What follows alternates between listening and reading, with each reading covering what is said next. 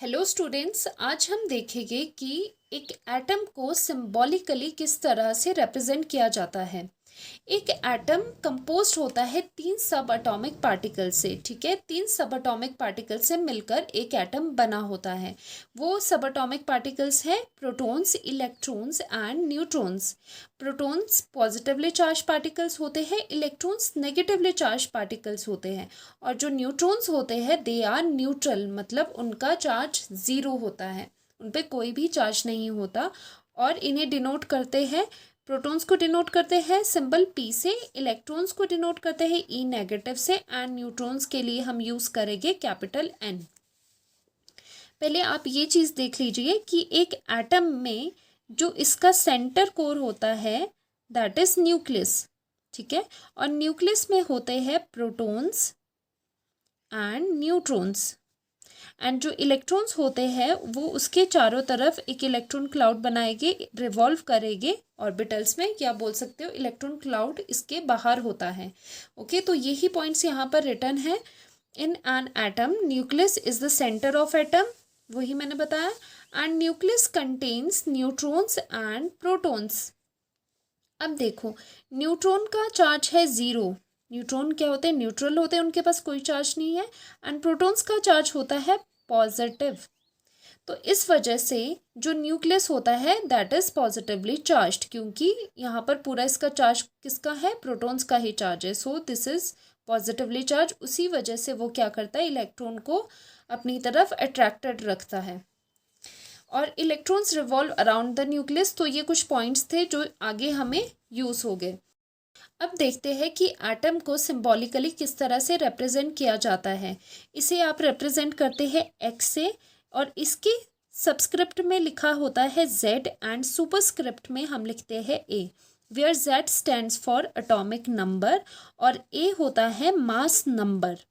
And जो ये symbol x लिखा है ये जर्नलाइज है, इसकी जगह सिंबल आता है atomic symbol of an element. जैसे कार्बन है, कार्बन का सिंबल है सी, तो इसकी जगह आप लिखोगे सी। ये जर्नलाइज हमने रिप्रेजेंटेशन लिखा है। अब देखो, हमने पहले ही डिस्कस किया है कि एक न्यूक्लियस में प्रोटॉन्स एंड न्यूट्रॉन्स होते हैं। ठीक है, तो जो मास नंबर होगा उसमें क्या आएगा? Number of protons and plus number of neutrons.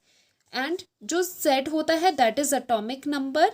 And यहाँ से दो रिजल्ट आपको हमेशा लर्न रखने हैं, this is very very important and this is the main thing here, कि हमेशा जो Z एटॉमिक नंबर होता है that is equal to number of protons, मतलब number of protons is equal to atomic number of an element. Okay, and second आएगा जो ऊपर से हमने रिजल्ट डिराइव किया है, A equals to P plus N, mass number is equal to number of protons plus number of neutrons.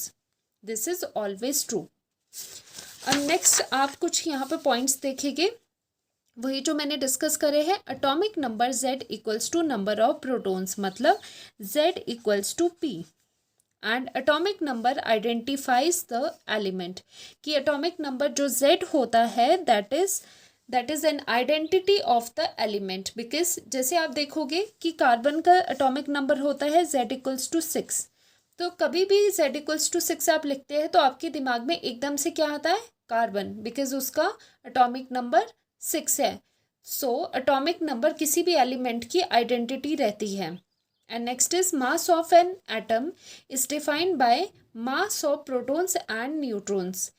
अब एक चीज़ देखो कि जो न्यूक्लियस है उसमें है प्रोटॉन्स एंड न्यूट्रॉन्स, लेकिन एक एटम में 3 सब एटॉमिक पार्टिकल्स होते हैं, तो आप मास उसका भी तो लेना चाहिए। लेकिन जो इलेक्ट्रॉन का मास होता है that is very very negligible,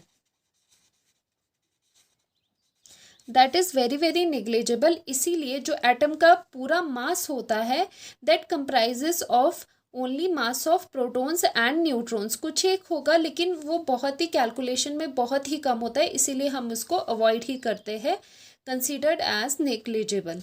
okay, सो इसीलिए मास नंबर में क्या आता है? प्रोटॉन्स एंड न्यूट्रॉन्स आते हैं, इलेक्ट्रॉन्स नहीं आता है।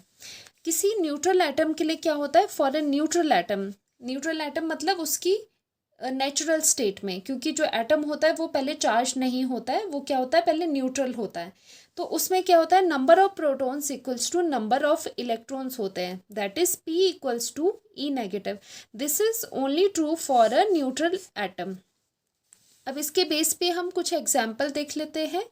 जैसे यहाँ पर अगर आपको पेपर में ये एग्जाम्पल, ये क्वेश्चन दिया हो और आपको पूछ रहे हैं number of protons, number of electrons and number of neutrons find out करो by looking at this symbolic representation, तो आप कैसे करेंगे?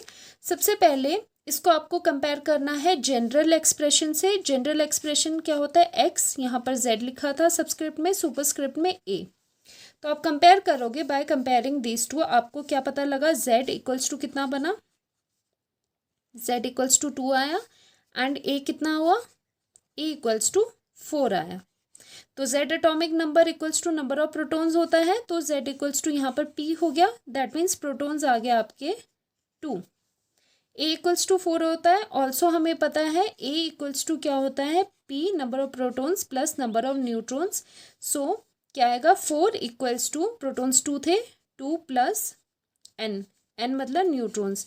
सो यहाँ से नंबर ऑफ न्यूट्रॉन्स कितने आ गए, number of neutrons equals to 4 minus 2 2।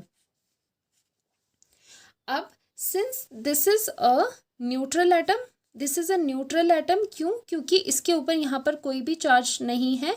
जैसे कि यहाँ पर चार्ज है लेकिन यहाँ पर कोई चार्ज नहीं है, so this is a neutral atom. Neutral atom है तो क्या होगा, न्यूट्रल एटम के लिए number of protons equals to number of electrons होता है।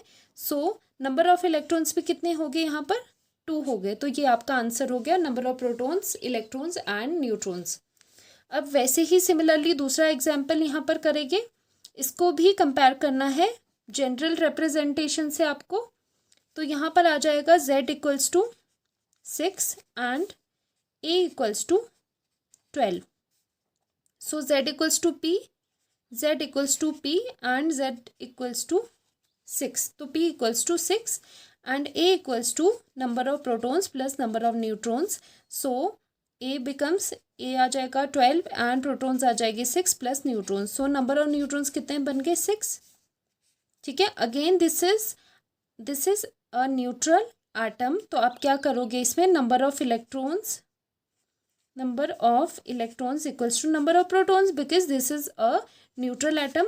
तो प्रोटॉन कितने थे, 6, तो इलेक्ट्रॉन्स कितने हो जाएगी, 6। तो ये 3 आपके पास आ गए हैं। लेकिन क्वेश्चन बनता है, ये तो न्यूट्रल एटम है, लेकिन अगर आपके पास न्यूट्रल एटम ना हो के कोई आयन हो, जैसे फॉर चार्ज्ड आयंस, आप क्या करोगे, this is very very important और इस तरह के क्वेश्चंस आपसे पूछे जा सकते हैं। तो आप क्या करेंगे, अब देखो इसको सॉल्व करने का एक बहुत ही इजी तरीका है कि आपको कुछ टाइम के लिए आपको ये भूल जाना है, ये 3 नेगेटिव यहाँ पर है, आपको पहले इसे सॉल्व करना है एज ए न्यूट्रल एटम। जैसे हम पहले करते थे, यहाँ पर z की वैल्यू होगी 7 एंड a की वैल्यू होगी 14। ओके, अब आप क्या करोगे, यहाँ पर z इक्वल्स टू 7 है, दैट मीन्स ये नंबर ऑफ प्रोटॉन्स भी यहाँ पर आ गए, तो प्रोटॉन्स की वैल्यू आ गई 7 and a equals to p plus n होता है, तो 14 इक्वल्स टू p हो गया आपके पास यहाँ पर 7 plus neutron, that means number of neutrons कितने हो गए, 7, 14 माइनस 7 7। ओके, तो यहाँ पर प्रोटॉन्स आ गए, यहाँ पर न्यूट्रॉन्स आ गए। लेकिन इन क्वेश्चंस में क्या होता है, मेन आता है नंबर ऑफ इलेक्ट्रॉन्स कैसे निकाले जाए। तो आपको हमेशा एक चीज़ याद रखना, कभी भी किसी एटम पे अगर नेगेटिव चार्ज है, उसका क्या मतलब होता है, नेगेटिव का मतलब होता है इलेक्ट्रॉन्स। ठीक है, देखो यहाँ पर क्या था, यहाँ पर एक न्यूट्रल एटम था, इसके ऊपर कोई भी चार्ज नहीं है, तो इसका क्या मतलब था कि इसमें number of protons and number of electrons equal number के हैं। तो प्रोटॉन का चार्ज होता है पॉजिटिव एंड इलेक्ट्रॉन का चार्ज होता है नेगेटिव, तो वो दोनों ही क्या होते हैं, चार्जेस आपस में कैंसिल आउट होते हैं एंड पूरे एटम पे कोई भी नेट चार्ज नहीं रहता, तो एटम न्यूट्रल रहता है। लेकिन अगर यहाँ पर कोई चार्ज आ रहा है, दैट मीन्स उसमें क्या है, नेगेटिव चार्ज आ रहा है, दैट मीन्स इलेक्ट्रॉन्स का नंबर प्रोटॉन्स के नंबर से ज़्यादा आ रहा है, इलेक्ट्रॉन्स का नंबर प्रोटॉन्स के नंबर से ज़्यादा है, तभी तो यहाँ पर नेगेटिव आ रहा है। वैसे ही यहाँ पर पॉजिटिव चार्ज है इसके ऊपर, तो आप क्या बोल सकते हो कि इलेक्ट्रॉन का नंबर प्रोटॉन के नंबर से कम है। और एक चीज़ ये आपको यहाँ पर ध्यान रखनी है कि आप ये जो चार्जेस सॉल्व करोगे आपने माइंड में इलेक्ट्रॉन को एज ए रेफरेंस लेके चलना है, मतलब इलेक्ट्रॉन्स का ही आपने देखना है कि नंबर कम है क्या ज़्यादा है। यही चीज़ आप प्रोटॉन के साथ भी कर सकते हो, लेकिन आपको ये इलेक्ट्रॉन को ध्यान में रख के करना है। ओके, तो आप क्या करोगे, नंबर ऑफ इलेक्ट्रॉन ज़्यादा है प्रोटॉन से, तो न्यूट्रल एटम के लिए क्या होता था, number of electron equals to number of proton होता था। लेकिन यहाँ पर क्या है, 3 इलेक्ट्रॉन ज़्यादा है प्रोटॉन से, तो electrons equals to proton plus 3, मतलब 3 ज़्यादा है उससे।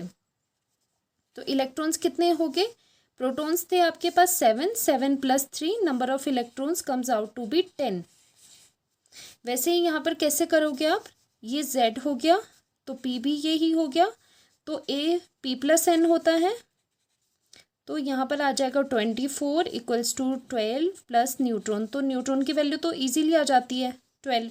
अब इलेक्ट्रॉन के लिए क्या करोगे आप, electrons equals to number of protons होते हैं फॉर ए न्यूट्रल एटम, लेकिन यहाँ पर 2 पॉजिटिव है और मैंने आपको कहा है कि आपको इलेक्ट्रॉन को माइंड में रख के करना है।